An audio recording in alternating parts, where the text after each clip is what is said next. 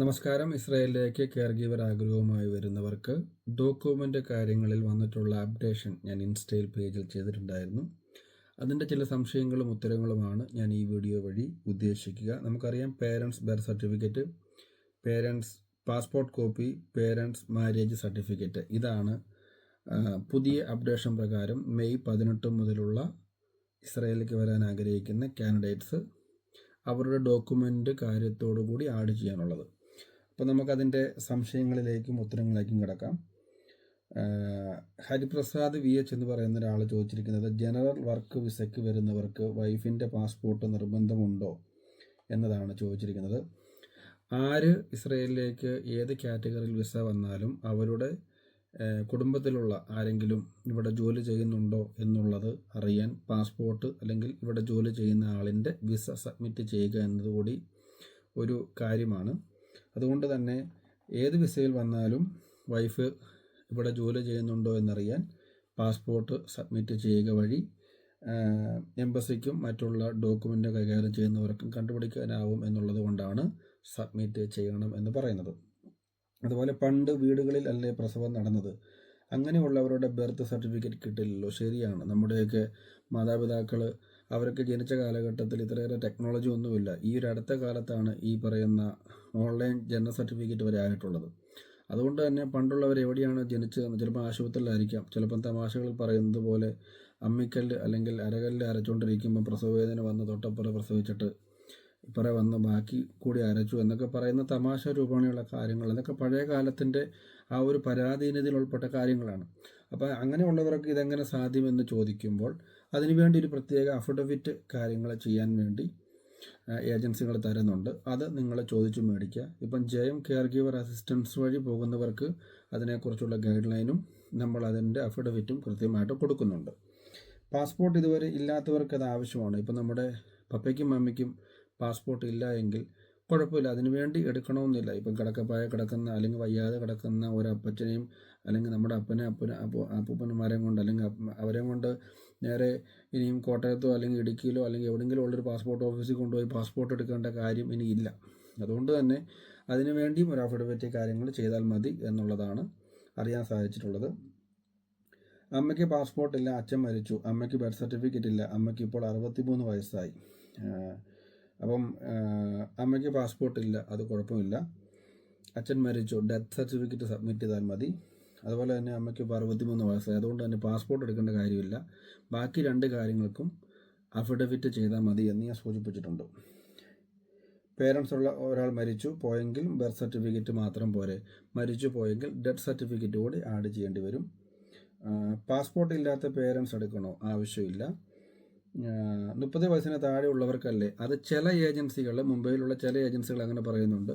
എന്നാൽ നമ്മളുമായി ബന്ധപ്പെട്ട് നിൽക്കുന്ന ട്രെയിനിങ് സെൻറ്ററുകൾ തന്നിരിക്കുന്ന ഇൻഫർമേഷൻ അനുസരിച്ച് ആരൊക്കെ കെയർ ഗീവർ ആകാൻ ആഗ്രഹിക്കുന്നോ അവരെല്ലാവരും തന്നെ ഈ ഒരു 3 കാര്യം കൂടി ആഡ് ചെയ്യണമെന്നാണ് നമുക്ക് കിട്ടിയ ഇൻഫർമേഷൻ. ഇത്തരമാണ് ഇതിനകത്തുള്ള ചില കാര്യങ്ങൾ. പിന്നെ ഇതിനെ എന്തുകൊണ്ടായിരിക്കാം ഇങ്ങനൊരു എംബസി ഇങ്ങനൊരു തീരുമാനത്തിലേക്ക് പോയത് എന്നൊക്കെ നമ്മൾ അന്വേഷിച്ചപ്പോൾ മനസ്സിലായ കാര്യം, ഈ കഴിഞ്ഞ ദിവസങ്ങളിൽ കോൺസുലേറ്റ് ഇൻ്റർവ്യൂ അല്ലെങ്കിൽ എംബസി ഇൻ്റർവ്യൂ, അത് കെയർ ഗിവേഴ്സിൻ്റെ കാര്യത്തിൽ മാത്രമല്ല മറ്റ് കാറ്റഗറിയിലെല്ലാം തന്നെ ഇത് ബാധകമാണ്.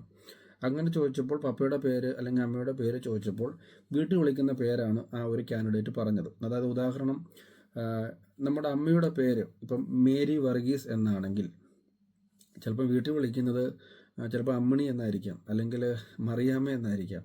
അപ്പോൾ അങ്ങനെ ഒരു കാര്യം വരുമ്പം ഡോക്യുമെൻ്റ് സബ്മിറ്റ് ചെയ്തപ്പോൾ മറ്റൊരു പേരും, പിന്നീട് അത് ക്രോസ് ചെക്ക് ചെയ്തപ്പോൾ ആ അമ്മ ഇസ്രയേലിൽ ജോലി ചെയ്യുന്നതാണ് എന്നുകൂടി ബോധ്യപ്പെട്ട സമയത്താണ് ഇതുപോലെ പലരുടെയും ആൾക്കാർ ഇവിടെ ജോലി ചെയ്യുന്നുണ്ട്, പേര് മാറ്റി പറയുന്നു. സത്യത്തിൽ അത് ചിലപ്പം കാൻഡിഡേറ്റ് പേര് മാറ്റി പറഞ്ഞായിരിക്കത്തില്ല, സ്വന്തം അമ്മ അല്ലെങ്കിൽ അപ്പനെ വീട്ടിൽ വിളിക്കുന്ന പേരായിരിക്കും പറഞ്ഞിട്ടുള്ളത്. പക്ഷേ നമ്മൾ കോൺസുലേറ്റ് ഇൻ്റർവ്യൂ, എംബസി ഇൻ്റർവ്യൂവിന് പോകുമ്പോൾ ആധികാരികമായിരിക്കണം, ആക്യുറേറ്റ് ആയിരിക്കണം. അതായത് പപ്പയുടെ പേര് ചോദിച്ചാൽ വീട്ടിൽ വിളിക്കുന്ന പേരല്ല, അമ്മയുടെ പേര് ചോദിച്ചാൽ വീട്ടിൽ വിളിക്കുന്ന പേരല്ല. ആരെങ്കിലും ഇസ്രായേലിൽ ജോലി ചെയ്യുന്നുണ്ടെങ്കിൽ തീർച്ചയായിട്ടും ഡോക്യുമെൻ്റ് ചെയ്യുമ്പോൾ ആ ജോലി ചെയ്യുന്ന ആളിൻ്റെ പാസ്പോർട്ടും ബാക്കിയുള്ള കാര്യങ്ങൾ കൂടി സബ്മിറ്റ് ചെയ്യുക.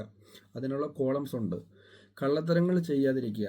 ഓരോ കാൻഡിഡേറ്റ് നടത്തുന്ന അപാകതകളാണ് പുതിയ നിയമങ്ങളായിട്ട് വന്നുകൊണ്ടിരിക്കുന്നത്. പഴയ കാലങ്ങളിൽ ചിലപ്പോൾ 3-4 ഡോക്യുമെൻ്റ് കാര്യങ്ങളെ ഉണ്ടായിരുന്നുള്ളൂ. ഇപ്പോൾ പഴയ പാസ്പോർട്ട് നഷ്ടപ്പെട്ടു പോയാൽ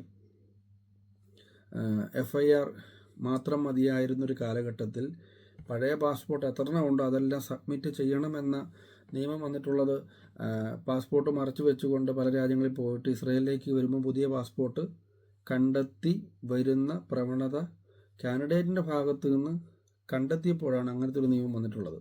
ഇതും അതുപോലെ തന്നെ പേരൻസ് ഇസ്രയേലിൽ ജോലി ചെയ്യുന്നു അല്ലെങ്കിൽ മറ്റ് കാര്യങ്ങളിലുണ്ട് എന്ന് മറച്ചു വെക്കാൻ വേണ്ടി പല ശ്രമങ്ങൾ നടത്തുന്നതിൻ്റെ ഭാഗമായിട്ടാണ് ഇങ്ങനെയൊരു കാര്യം പുതിയതായിട്ട് വന്നിട്ടുള്ളത്. ഇതിലും പ്രാക്ടിക്കലായിട്ട് പല ബുദ്ധിമുട്ടുകളും ഉണ്ട്, ഉറപ്പാണ്. ഇതിനകത്ത് പല മാതാപിതാക്കൾക്കും ജനന സർട്ടിഫിക്കറ്റ് ഉണ്ടാകത്തില്ല. പഴയ കാലങ്ങളിൽ മാരേജ് സർട്ടിഫിക്കറ്റ് ഇപ്പോൾ പള്ളികളിലൊക്കെ രജിസ്റ്റർ ചെയ്യണം, അല്ലെങ്കിൽ ഹൈന്ദവർ ആ ഒരു രീതിയിൽ അല്ലെങ്കിൽ മറ്റ് മതസ്ഥർ ഒക്കെ രജിസ്റ്റർ ചെയ്തിട്ടുണ്ടെങ്കിൽ അതൊക്കെ എടുത്ത് ആ സമയത്ത് ഫയൽ വരെ ഉണ്ടോ എന്ന് വരെ സംശയപ്പെടുന്ന ഒരു കാലഘട്ടമാണ്.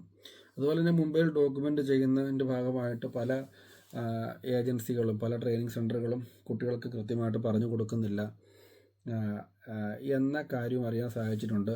പിന്നെ പലർക്കും ഡിസ്ക്രിമിനേഷൻ ഫീൽ ചെയ്യുന്നു. ചില ലോബികൾ മാത്രം മുംബൈയിൽ അവർക്ക് കാര്യങ്ങൾ അറിയാൻ പറ്റുന്നു, ചിലർക്ക് പറ്റുന്നില്ല.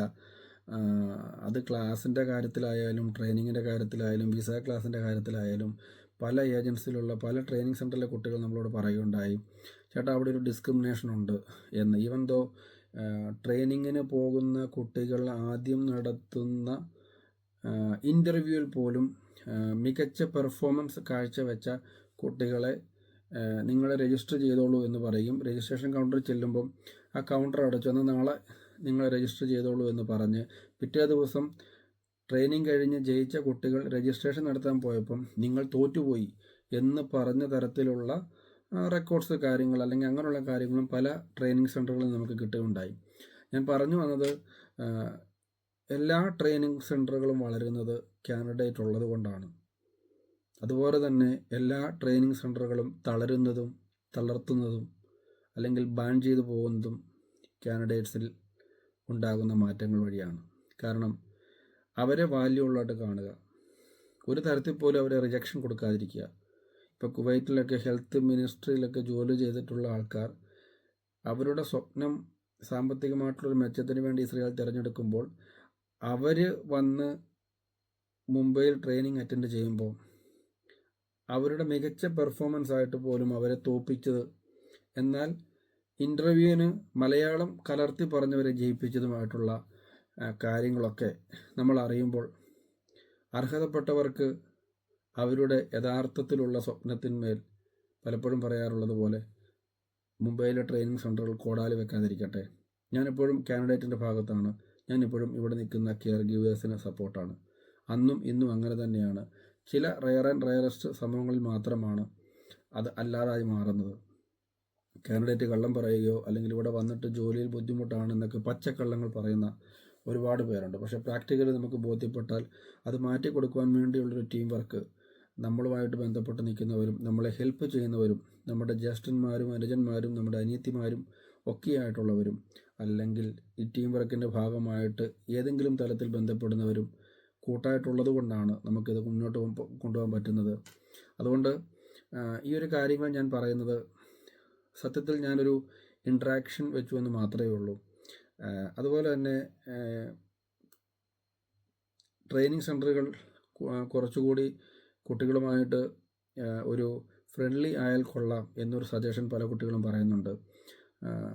കാരണം പല കുട്ടികളും ഇപ്പം ഉദാഹരണം പറഞ്ഞ JM കെയർ ഗീവർ അസിസ്റ്റൻസിൻ്റെ ഭാഗമായിട്ട് 1 മാസത്തെയും 1.5 മാസത്തെയും 2 മാസത്തെയും പ്രീ ട്രെയിനിങ് നിങ്ങളവിടെ ചോദിക്കുന്ന ചോദ്യങ്ങൾ, നിങ്ങളവിടെ നടത്തുന്ന ട്രെയിനിങ്ങുകൾ, അതുമായിട്ടൊക്കെ ബന്ധപ്പെട്ട് വെൽ ട്രെയിൻഡായിട്ട് സെൽഫ് ഇൻട്രൊഡക്ഷൻ തൊട്ട് സിറ്റുവേഷണൽ ക്വസ്റ്റ്യൻസ് തൊട്ട് ജോബ് ഓർഡർ തൊട്ട് എംബസി ഇൻ്റർവ്യൂ വരെയുള്ള കാര്യങ്ങളുടെ ഒരു 1000s കളക്ഷൻസ് നിങ്ങളിൽ നിന്ന് തന്നെ എടുത്ത് നമ്മൾ തന്നെ ട്രെയിനിങ് കൊടുക്കുന്നുണ്ട്. ആ കുട്ടികൾ തിരിച്ചും മറിച്ചും ഒക്കെയും നമ്മൾ ചോദ്യങ്ങൾ ചോദിച്ച് ഫിൽട്ടർ ചെയ്തിട്ടാണ് വിടുന്നത്. അത് ഏതൊക്കെ കുട്ടികളാണ് എന്ന് നിങ്ങൾക്കറിഞ്ഞുകൂടാ, പക്ഷേ ഞങ്ങൾക്ക് വളരെ വ്യക്തമായിട്ട് അറിയാം. It's not only in one agency. മുംബൈയിലുള്ള എല്ലാ ഏജൻസികളിലും പോകുന്ന കുട്ടികളും അതോടൊപ്പം ഞങ്ങളെ വിശ്വസിച്ച് കെയർ ഗീവർ സ്വപ്നവുമായി വരുന്ന കുട്ടികളും എല്ലാം അതിൽ ഉൾപ്പെടുന്നതാണ്. ഇറ്റ്സ് എ മിങ്കിൾ സിസ്റ്റം എന്ന് പറയുന്നത് പോലെ. അപ്പം നമുക്കറിയാൻ പറ്റും, നിങ്ങൾ തോൽപ്പിക്കുന്ന ഒരു കുട്ടി അത് യഥാർത്ഥത്തിൽ തോൽക്കാൻ അർഹതയുള്ളവരാണോ, അല്ലെങ്കിൽ നിങ്ങൾ ജയിപ്പിച്ചു വിടുന്നവർ യഥാർത്ഥത്തിൽ ജയം അനിവാര്യമുള്ളവരാണോ എന്നിങ്ങനെയുള്ള ഒരു ബാക്കപ്പ് സ്റ്റഡീസ് നമ്മൾ നടത്താറുണ്ട്.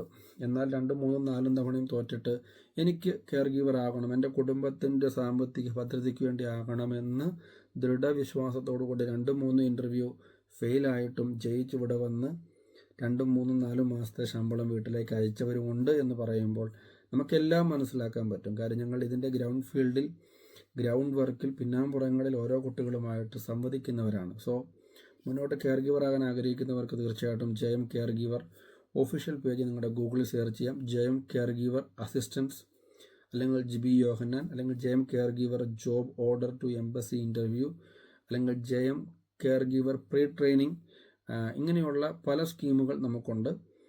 തീർച്ചയായിട്ടും ഈ താഴെ കാണുന്ന 3 നമ്പറുകളിൽ ബന്ധപ്പെടാം. ഇന്ത്യൻ സമയം 1 മണി മുതൽ ഇന്ത്യൻ സമയം രാത്രി 12 മണി വരെയാണ്. കാര്യം നമ്മൾ ഇസ്രയേലിലാണുള്ളത്. Still we are in Israel. So we know ഇവിടുത്തെ ഓരോ സ്പന്ദനങ്ങളും നമുക്കറിയാം. We always support care givers and we always encouraging ഈ ഒരു ഡ്രീമിലേക്ക് വരുന്നവരെ. Thank you so much.